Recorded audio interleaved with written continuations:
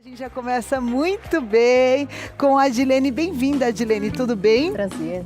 Prazer, boa tarde. Boa tarde. Vamos falar um pouquinho, Adilene, tem várias dúvidas que chegaram aí dos nossos telespectadores, falando desse tema tão importante, que são as relações familiares, que tantas vezes a pessoa se casa para ser feliz e acaba entrando num relacionamento destrutivo, não só para a mulher, mas para o homem. Tem homens também que sofrem muito dentro das relações, né? Eu foco sempre aqui a dor feminina, mas tem muitos homens que também são traídos, são enganados, são manipulados, Exato. né? E hoje a gente vai tirar a sua dúvida aí de casa. Então, obrigada por aceitar nosso convite. E você pode ir mandando sua pergunta no meu Instagram, Fernanda Hernandes Oficial. A Silvia Santos, de São Paulo, perguntou o seguinte: como que eu posso promover uma conversa aberta sobre saúde mental dentro da minha família e reduzir o estigma dos transtornos mentais? Muito boa pergunta. Aliás, a gente precisa realmente tirar esse estigma, até porque o tratamento hoje ele precisa estar acessível a todos. Nós acabamos de sair de uma pandemia, embora já tenha se passado aí quase 2 anos, mas ainda temos reflexos desse período de isolamento. Eu acho que as pessoas estão bem abaladas emocionalmente, Então, né? Bispa, Né, doutor? muito, muito. Tanto que se fala entre os profissionais da saúde mental, da pandemia da saúde mental. Então, nós temos que Que é ter um esse olhar. pós-pandemia. Pós-pandemia, reflexo de todo esse período que nós enfrentamos, mundialmente falando. Então, ter essa abertura em família, família é um ambiente de refúgio, é um ambiente onde a gente recarrega as nossas energias, é um ambiente que a gente tem que se sentir seguro. Então, assim, o estigma do transtorno mental ainda é muito grande no Brasil. A gente percebe as brincadeiras em torno dos tratamentos, das medicações, mas a gente deve até barrar isso, viu, Bispa? Vocês que têm uma forte influência aqui, a gente precisa falar mais sobre saúde mental, sobre a importância da terapia, a medicação, quando necessário. Não são todos os casos, mas a família é a principal rede de apoio. E como que a pessoa pode abrir essa conversa sem, às vezes, até esbarrar naquilo que existe muito ainda, muita dificuldade do cristão poder, por um período, realmente, eu acredito que a pessoa não pode se tornar dependente de remédios, doutora, porque nós somos chamados para a liberdade. Essa é a minha convicção. Mas eu entendo que, às vezes, a pessoa está passando por um período que, de repente, por uns 6 meses, um período, ela precise de um suporte até ela retomar a sua estabilidade mental, o seu raciocínio. Como que você trata isso dentro de um lar cristão? Perfeito. Eu diria que 90% do meu público é cristão, que eu sou cristã, então atendo uma demanda muito grande. E aí, o que a gente precisa rastrear e investigar? Porque às vezes a causa não é só de origem física, Então temos questões hormonais. Tem até questão de vitaminas desequilibradas. Falta de vitamina, baixa vitamina D, a baixa serotonina. Então, assim, existem questões de reposição químicas, orgânicas, que se resolvem com suplementação. É o primeiro pilar que você ataca? Na anamnese, que é uma entrevista mais completa inicialmente, a gente faz o quê? Um rastreio sobre essa questão do ambiente, da família, como esse sujeito lida com os fatores de estresse. Porque nós estamos sujeitos. Querida, é o que a gente fala no Ministério Infantil da Igreja Renascer, doutora. Nós não vamos poupar teu filho. A gente vai prepará-lo para ser forte, formando uma geração forte. Não adianta querer poupar ninguém. O mundo está ficando cada vez mais competitivo, mais populoso, mais difícil, com muitos mais desafios. Precisa ensinar o adulto e a criança, principalmente, a ser resiliente, a ser guerreiro. Não é, doutor? Não tem como. Pressão faz parte da vida. Com certeza. Enquanto ser humano, você já nasce lutando pela vida. Com certeza. Você só é gerado porque você venceu dos outros, né? Exatamente. Por isso que eu sou fã do parto normal. Abre um parênteses aqui. Mas como, por exemplo, eu vou falar para uma família cristã, preciso tomar um Rivotril. Como, doutora? Então, o que a gente aconselha? Na verdade, esse rastreio é uma parceria entre o terapeuta, o psicoterapeuta, mas, em alguns casos, o psiquiatra, que vai fazer o acompanhamento da dosagem. Então, eu tenho pacientes que em 2, 3 meses, cada caso é um caso, né? Sim, a gente precisa mas pegando um considerar. exemplo positivo aqui. Positivo, de pacientes que conseguiram fazer o desmame da medicação em menos de 3 meses, porque conseguiram estabilizar. Porque a terapia, bispa, ela trata a causa raiz e a medicação, ela ameniza os sintomas. Tá. Então, se eu ficar só na medicação, conheço pessoas que estão 20, 30 anos na medicação. E outra, medicação é viciante mesmo.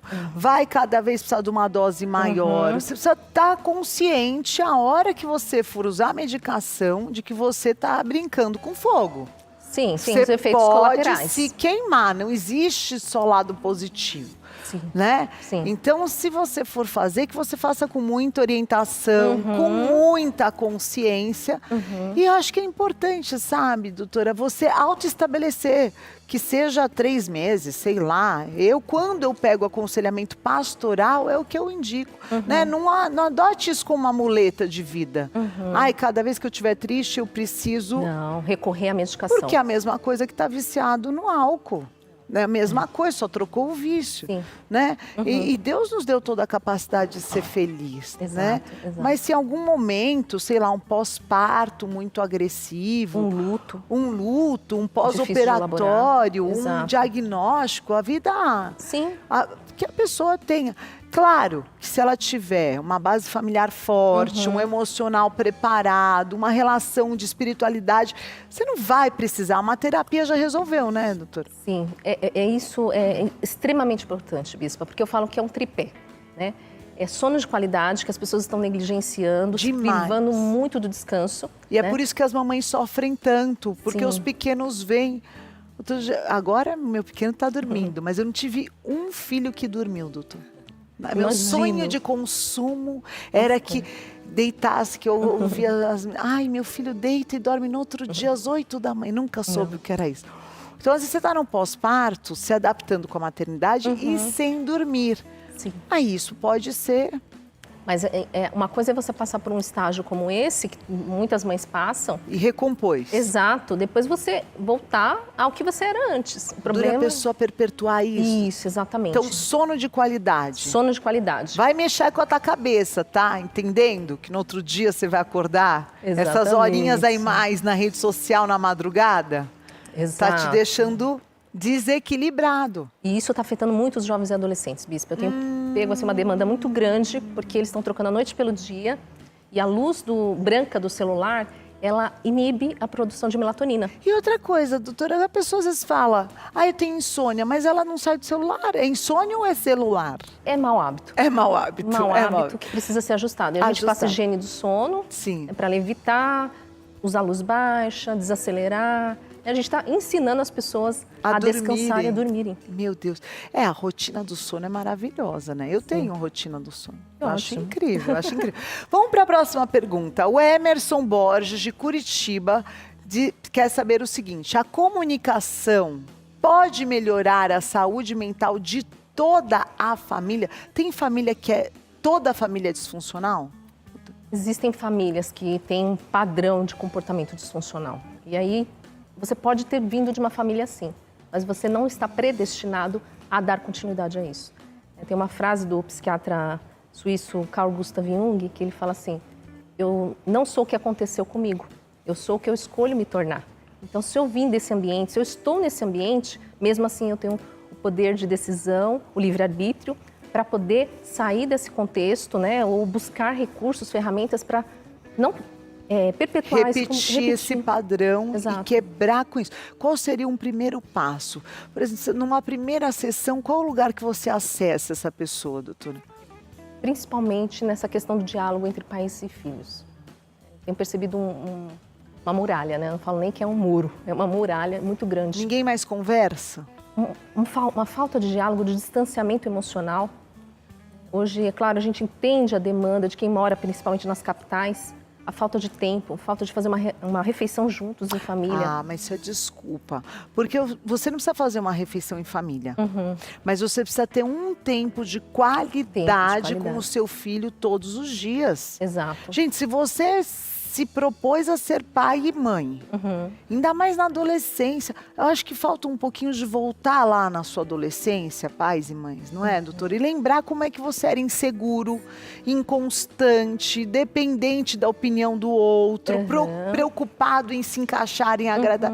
Pertencer. A criança está atravessando tudo isso, que é um desafio, né? Outro dia um pai falou, mas tem com todos os boletos pagos.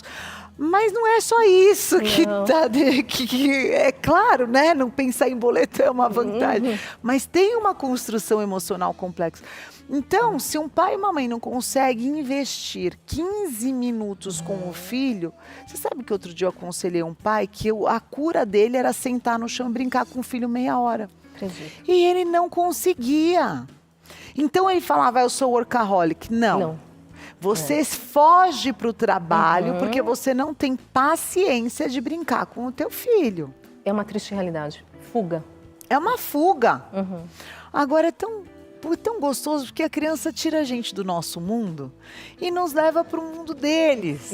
Aonde os dinossauros falam, né, doutora? Onde as borboletas voam.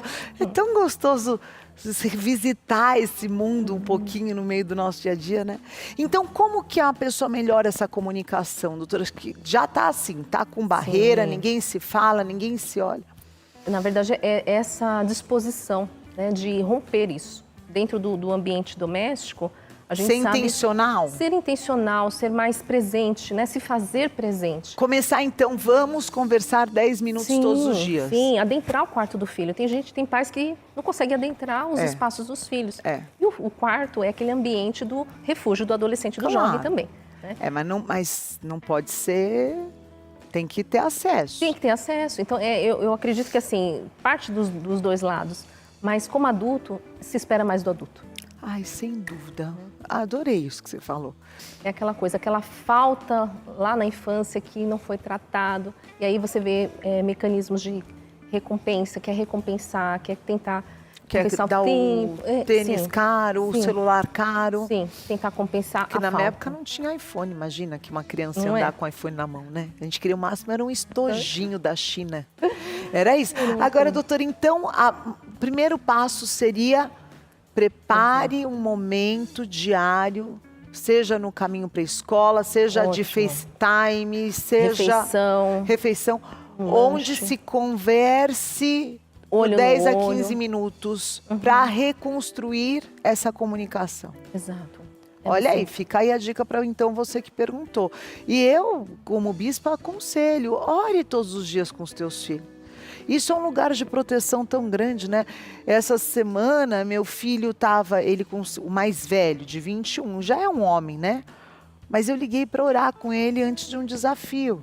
Ele se emocionou, ele falou, mãe, eu sei que hoje o teu dia estava muito corrido, mas você parou tudo para me abençoar. Você lembrou que eu ia passar por isso? Eu falei, claro, filho, você não sai do meu pensamento, né? E eu não poderia ficar conversando com ele, e ele também não ia poder, porque ele estava diante de um evento que ele estava organizando. Mas, olha, deu 5 minutos e foi tão importante para ele e para mim também, porque de alguma maneira, mesmo distante, eu participei desse momento. Sim, essa conexão é importante. É muito importante. Tem pessoas que não fazem questão e aí perdem. E aí a gente percebe lá no consultório que às vezes eu tenho que promover essa reconciliação, essa reaproximação. Em alguns casos eu tenho que apresentar o filho para os pais. Ele já não sabe mais o que o filho gosta, não sabe mais o que o filho... a roupa, nem a roupa às vezes, né? Os gostos, as preferências. Então, ser intencional nesse sentido de adentrar no universo do seu filho, procurar saber os seus gostos, suas preferências. Que música que ouve. Sim, sim. E eu falo que quem tem filho adolescente nunca fica desatualizado, viu? Você nunca vai ser como é que é? Cringe.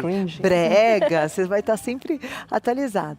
Ótima dica. Agora a Kátia de Oliveira, do Rio de Janeiro, pergunta o seguinte: como podemos incentivar a prática de gratidão entre os meus irmãos? Eu faço tudo por eles e só recebo a arrogância em troca.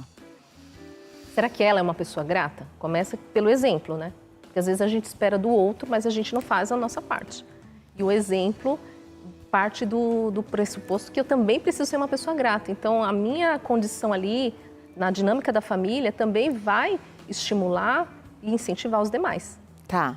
Então, eu acredito que se você Primeiro ponto para você observar. Observar se você já é uma pessoa grata, se você faz isso de maneira clara, expressiva, se você verbaliza.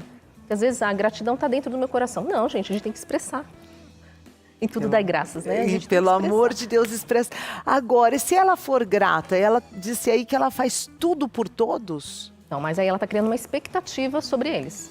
Aí precisa dosar essa expectativa, porque nem sempre eu vou ter as minhas expectativas correspondidas. Tá, tá. E se existe ciúmes entre os irmãos? Aí precisa ver se existe aí uma questão familiar do qual um já vem desde muito cedo tendo uma atenção diferenciada. Porque às vezes o ciúmes, ele é um indício de que existe ali uma necessidade maior de alguma das partes. Mas e se, por exemplo, eu pelo menos senti, depois equalizou, mas, por exemplo, quando o Dave era só ele, nasceu a Carol, ele sentiu muito ciúme. Hoje são melhores amigos, mas eu tive que muitas vezes... Eu imagino. Mas ele perdeu, né, aquele Perdeu olhar só dele, né? Como é que trata? Porque às vezes você vê adultos, irmãos, que ainda não aprenderam a lidar com os ciúmes, doutora. Sim. Na verdade, é ressaltando as singularidades de cada indivíduo. Então, por exemplo, seu filho tem uma personalidade, a menina tem outra. Então, assim, ressalta isso. Tá. Você não precisa ser igual ou disputar essa atenção. E você é bom Mas aí nisso. você está falando do ponto de vista da mãe para os filhos. Mas e os pares? Por exemplo, se eu tivesse um irmão que eu morro de ciúmes dele, sinto que ele tem ciúmes de mim. Como vencer esse sentimento?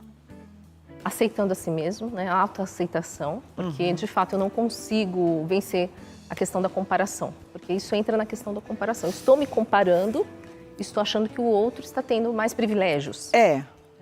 Mas, na verdade, eu preciso sair dessa condição, porque é um pouco de vítima, né? Eu sou vítima. Um pouco de vitimismo. É vitimismo? Entra um pouco do vitimismo. Então, é reconhecer, aceitar que eu tenho habilidades, eu tenho potencialidades e eu não preciso ser igual ao outro. Então, não alimentar a comparação, porque a comparação leva a essa questão da disputa, né? Mesmo que haja. Talvez o pai e a mãe tenham um favorito lá. Sim, como toda... E aí, o que você vai fazer? É melhor você elaborar esse sentimento, Sim, né? Saber quem você é, né? Não deixar de ressaltar a sua singularidade, porque você não precisa ser igual ao outro, não precisa entrar numa disputa, né? E a gente percebe isso, né? Ainda mais com redes sociais. Nossa. É o que mais tem. Querer me igualar ou estar num patamar igual do outro. O que eu vejo assim, a pessoa está deixando de viver a vida dela para viver a vida do outro e sofrer pela vida que não está vivendo. Né? Só que o outro só está vivendo tudo isso porque ele está focado na vida dele. Exatamente. Né? Então, o tempo que você está aí, sentado na tua casa, girando o celular, você está deixando de ler um livro, de crescer, de ser mais inteligente, de fazer um exercício, de aprender uma nova língua. Quer dizer, você está jogando tua vida fora. Só que o outro está fazendo tudo isso e postando, né? e você está perdendo a tua vida. Então, eu sempre, quando eu vejo assim que a saúde emocional da pessoa está ficando comprometida, eu aconselho o jejum de redes sociais. Também desintoxicação. Sai um pouco disso e volta para você, vai ser um bem maravilhoso. Um detox, né? É um detox? Detox que nós chamamos. Fica um caminho. A Tamires Borges de Salvador pergunta o seguinte: quais são os sinais de que um membro da família pode precisar de uma ajuda profissional com a questão de saúde mental? Qual seria um sinal, doutora? A gente precisa observar se essa pessoa ela tem deixado de conviver, né, se isolado. Então, alguns comportamentos são sinais, são bandeiras vermelhas, né? Vamos pensar assim, já começa a sinalizar. Se era uma pessoa que estava ali no convívio, conversava com todos, e de um dia para o outro começou a se distanciar, sinais de irritabilidade, impaciência, mau humor, né? Oscilação no humor também ocorre bastante. Então, ali a gente precisa ver se, de fato, a pessoa não está pedindo ajuda. São sinais de ajuda. Então, isolamento, mau humor, irritabilidade, alteração no humor, pode ser um grito de socorro? Pode ser um grito de socorro. A pessoa mesma não se reconhece. Então, assim, eu sempre falo que tudo que é diagnosticado precocemente, Bispa, tem um tratamento diferente. Tá. Então, assim, ignorar esses sinais, achar, é só uma fase. Né? Tem pessoas que falam, o adolescente está vivendo só uma fase. Não, às vezes ele está passando por um momento difícil, ou até uma questão de bullying no ambiente escolar. Você sabe que eu fiz uma resposta outro dia no meu Instagram, que eu falei, a mãe perguntou com relação à birra, e eu falei, primeiro, veja se teu filho não está gritando por socorro. E viralizou porque começou um debate nos comentários de que eu estava negligenciando a educação. Mas no fim eu falo, depois de você passar por tudo isso, você vai chegar na consequência do mau comportamento. Mas primeiro você tem que ter a sensibilidade. Se aquela criança sempre foi educada, começou a berrar, Exato. algo pode estar acontecendo de grave, né, doutor? Sim. Então, acho que não dá mais. Hoje evoluiu tanto o conhecimento das emoções humanas para você querer resolver tudo, porque teve um monte de gente que colocou lá, e uma havaiana na cabeça resolve. Pô, pode ter resolvido na tua vida, graças a Deus por isso, mas eu não sou contra a disciplina. A disciplina. A disciplina liberta, mas eu acredito que ela precisa ser na dose certa, que às vezes é um pedido de socorro, né? Eu sempre digo, eu também sou a favor, tenho filhas também, faço uso da disciplina. É uma questão de equilíbrio, você tem que ter o equilíbrio ali da situação, você não pode sair punindo a criança, né, sem ao menos saber o que está acontecendo. E entra essa questão do tempo, às vezes o pai não está atento, né, a mãe não está percebendo, aí a criança começa a alterar, exigir mais atenção ou ter esse comportamento que é intitulado como birra e, na verdade, não. Ela está ali, ela não consegue expressar, ela não tem um vocabulário elaborado, ela não vai falar, eu estou assim porque um coleguinha me mordeu. Não vai conseguir elaborar tudo isso. É importante os pais saberem. Sabe o que eu acho legal? Eu aprendi com a escola do meu filho, doutora. Eu só punha no castigo. Pode chamar tempo de pensar, eu chamo de castigo mesmo. Mas, na escola, eles põem os rostinhos do sentimento. E eu desenhei depois no papel. E pede para a criança apontar como é que você está se sentindo. E aí a criança vai começando a verbalizar. Eu estou feliz, eu estou triste. Qual o sentimento que levou ela até aquele mau comportamento? Né? Ótimo. É uma maneira de associar. Sim. Que bom que essa escola tem já esse recurso, porque é nomear os sentimentos. Isso. Tem adultos que não sabem nomear o que sentem. Então, eu achei isso um recurso super simples e muito poderoso, né? Com certeza, porque desde criança aprendendo, vai passar por situações e vai conseguir identificar, nomear. Que eu tô chateado, que eu tô entediado. Frustrado. Acho que são umas 6 rostinhos, né? E aí, isso ajuda a pessoa a lidar com aquele comportamento. Com certeza. Muito bom. Tá aqui, então, hoje a Adilene Carvalho esclarecendo as suas dúvidas. Vamos cuidar do corpo, da alma e do espírito. Nós não somos só espírito, não somos só corpo, né? Nós somos um tripé perfeito e precisa cuidar da alma. Porque se a alma não estiver saudável, não vai ser só a vida espiritual. A vida espiritual é fundamental, mas ela precisa vir acompanhada. E ela, como uma psicóloga cristã, pode te dar um suporte também no Instagram, @psicoadilene Carvalho. Obrigada, Adilene. Deus abençoe, prazer.